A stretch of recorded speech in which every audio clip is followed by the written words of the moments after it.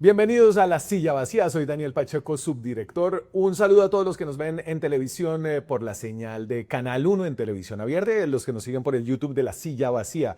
Hoy vamos a hablar de uno de los efectos de la reforma tributaria y es el éxodo de las personas más ricas de Colombia por el impuesto al patrimonio. Estamos desde la redacción. Pablo Manrique cubre el poder económico en La Silla Vacía, es periodista de datos, hace parte del laboratorio de inteligencia artificial. ¿Qué más, Pablo? Bien, bien, feliz de estar acá. A ver, entonces seguimos mirando unos datos muy chéveres que tiene la DIAN y que le dan a uno como una cantidad de información acerca de lo que está pasando después de la reforma tributaria de 3 años de la llegada del gobierno de Gustavo Petro. Em, y la conclusión es básicamente que La conclusión es que una reforma que lo que quería era hacer que los ricos pagaran más, lo que hizo fue que los más ricos se fueran y los que terminaron pagando más eran los ricos clase media. ricos clase media, o sea, aquí hay como, hay unos ultra ricos, no sé cómo ponerle todos estos nombres, pero lo vamos a ver en términos de la cantidad de plata que tiene. A ver, primero le quiero poner como la mirada del gobierno Petro acerca de lo que quería hacer como su apuesta tributaria.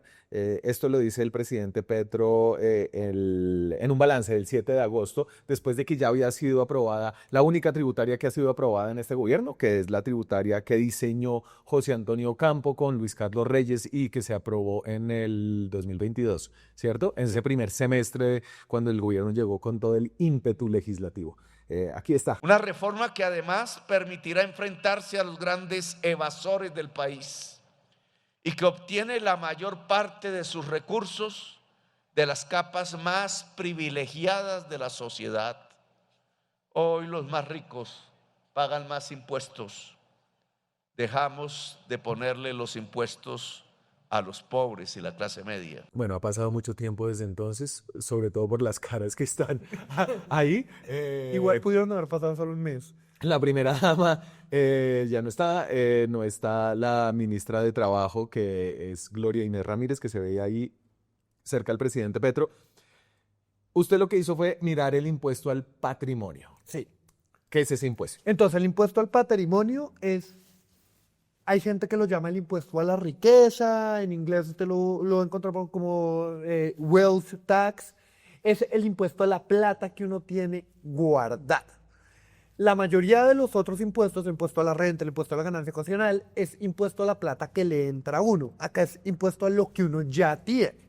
Entonces, si usted tiene acciones, si usted tiene inversiones en empresas, si usted tiene una casa, todo eso es parte de su patrimonio. Sí. Y el impuesto al patrimonio lo que hace es cobrarle un porcentaje de ese impuesto todos los años.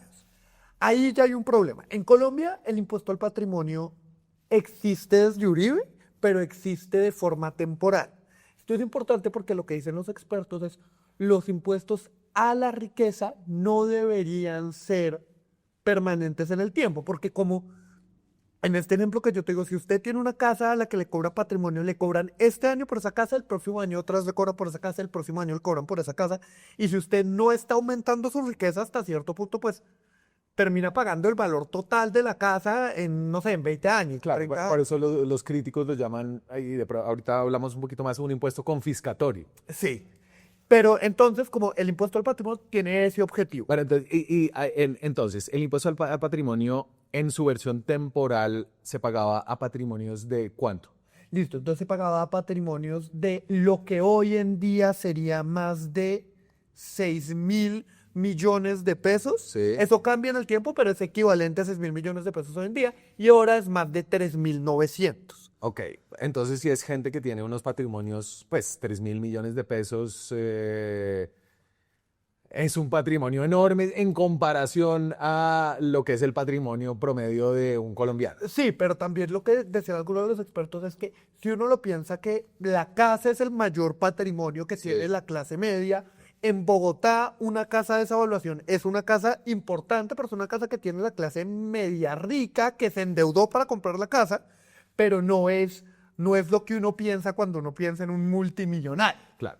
Y entonces aquí la lógica del presidente y de como el proyecto de izquierda, y no solo de izquierda, de centro izquierda, porque José Antonio Campo pues es un economista medio cepalino, pero al mismo tiempo pues da clases en la Universidad de Columbia de Estados Unidos, o sea, no es como un marxista, ¿no? No. Entonces ellos hicieron permanente el impuesto al patrimonio, bajaron la cohorte de 6.000 a 3.000, y en esas cohortes a partir de 3.000 millones, hay una cantidad de distintos niveles de patrimonio, ¿cierto? Sí, y también hay distintos niveles. El nivel más alto es mayor a 11.000 y a ese corte también le comenzó a cobrar más, que es Claro. muy importante. No solo lo hizo permanente, sino que aumentó la tasa que estaba pagando esas personas. Listo. Y entonces ahora sí vamos como a la revelación de la mirada de estos datos, y es que se están yendo las personas que tienen los patrimonios más altos, que es a partir de 11.000 millones de pesos. Entonces, ese es el número de personas, ¿cierto? Ese es el número de personas que tienen, pues que declaran patrimonio con un patrimonio mayor a 11.000, pues al equivalente a 11.000 millones de pesos. Entonces, en 2019 eran más de 4.000, 2020 sube un poquito más, 2021 Es prácticamente el mismo número. Y en 2022 no se cobra ese impuesto, entonces no tenemos esos datos, pero se aprueba la reforma tributaria, y lo que vemos en 2023 y 2024 es la cantidad de gente que, según la DIAN, reporta esos patrimonios y paga ese impuesto al patrimonio, que cae desde 2021 en 28%. Es una caída. Si entre 2021 y 2024 cae 28%. Entonces, la caída empieza incluso, digamos, solo con la llegada del presidente Petro. Antes de la tributaria, aparentemente empieza esa caída, ¿o no? No, porque 2023 Claro, ya tiene la tributaria. ya tiene la tributaria. Sí, o sea, como si quisiéramos ver si la caída tenía el inicio del gobierno, tendríamos que tener la barra 2022, Claro. que no la tenemos. Y ahí vemos que bajan mucho la cantidad de ricos, baja, pues el primer bajón es apenas el impuesto, pero el segundo bajón igual es Claro. un bajón alto. Y acá ya vamos como con las teorías, porque no se puede asegurar, por lo menos solo con estos datos, que significa que se estén yendo por el país. A nosotros nos dan 3 justificaciones para que el Se número fueron baje. de la DIAN, se fueron del radar de la DIAN. Se fueron del radar de la DIAN y nos dan 3 razones.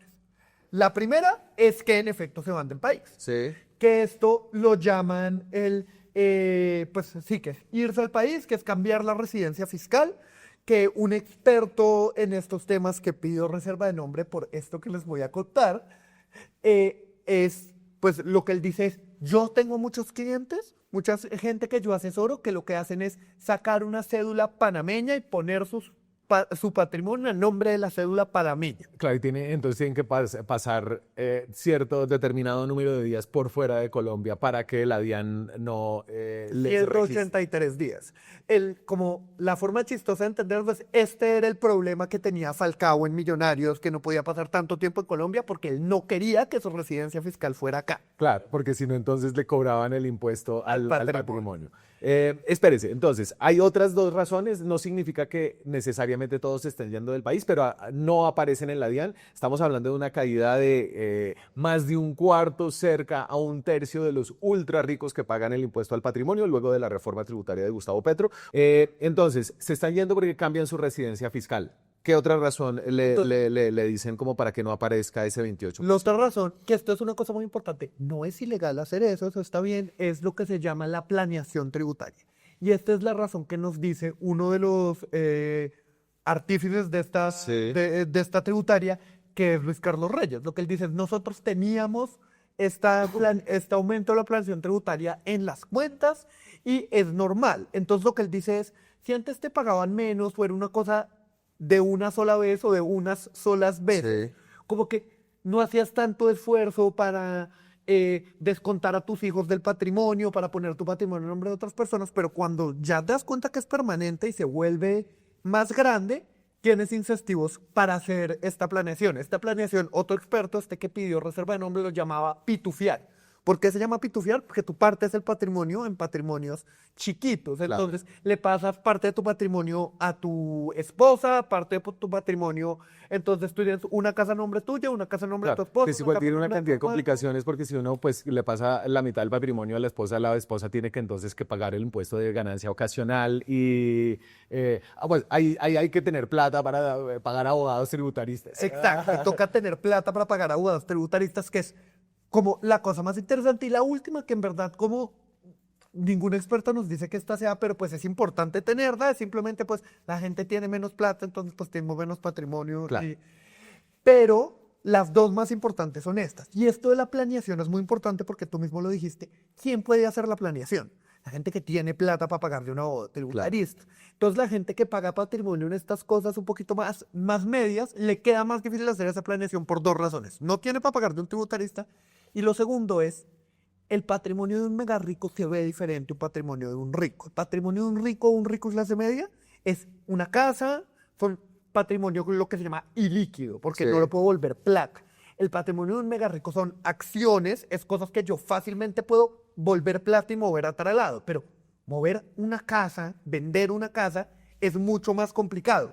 Y eso se ve en que cuando uno hace la división del porcentaje de quienes pagan, uno ve que cambia, que ahora los mega ricos están sumándolos todos pagando menos que los otros. Entonces esto es La proporción de los ricos. La proporción de los ricos. Entonces ahí lo que se muestra es que esta es la proporción de personas que pagan el impuesto al patrimonio según el rango de ese impuesto. La al proporción de patrimonio. plata que aporta. Entonces, la proporción de plata que aporta del recaudo del impuesto al patrimonio. Entonces, en 2019, digamos, la mayoría era esa línea naranja, que era de los patrimonios más altos, de más de 11.000 millones de pesos. Y ahora lo que vemos es que el recaudo empieza a venir en mayor proporción de los patrimonios más bajos.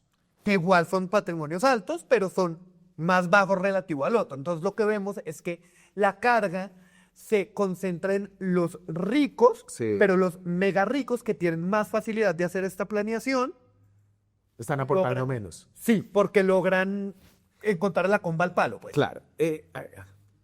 Todo el propósito de cobrarle más a los ricos y menos a los pobres, que es un propósito como redistributivo en un país que lo necesita porque es muy desigual, empieza a ser como vencido por la manera en la que se implementan. Estos es como los efectos no deseados que tanto se discuten en la economía. Entonces, el recaudo, ¿cuánta plata está recaudando por el impuesto al patrimonio? Vemos ahí que, en efecto, con la reforma tributaria a partir de 2023 Hay un aumento. hay un aumento grande, ¿no? Sí. Porque le suben el impuesto, se lo empiezan a cobrar a más gente, pero lo preocupante hacia adelante es que empieza a caer, ¿cierto? Y esto es muy importante porque esa plata está en pesos corrientes. ¿Eso qué significa? Solo con inflación, si estuvieran pasando lo mismo, la barra cada vez debería ser más alta. Esto está bajando, inclusive sumando la inflación. Es decir, están aportando menos plata. Claro, hay un salto inicial que tiene sentido porque en general esto está haciendo que la gente pague más. Sí. Pero la gente, esa bajada lo que nos muestra es una tendencia de que conforme le cobro más a los ricos no van a pagar más, sino que van a buscar cómo pagar menos. Claro. Y lo que explica esta tendencia es que probablemente este año, esa barra, cuando en 2026 salga, va a ser incluso más baja porque, pues, hacer esta planeación se demora y conforme, pues, pase el tiempo, van a tener más tiempo para hacer esta planeación tributaria. El presidente Petro le respondió en la historia o le respondió a la silla vacía. ¿Le gustan sus artículos, Pablo? No sé si les gustan o les disgusta mucho. No, lo emocionan, lo activan, le dan cosas que hacer, como escribir trinos. Si los patrimonios quedan en Colombia, estén los dueños o no, deben pagar impuestos, dice Petro. Así que lo que hay es ineficiencia de la DIAN. Pero para mí lo importante es que el grupo social que más disminuyó en número de integrantes son los pobres. Ahí un poco se pone a hablar de otra cosa, ¿no? Estamos hablando nosotros de recaudo. Por el contrario, lo que dice la silla vacía, la clase alta también creció en mi gobierno, y esos son unos datos ¿de qué?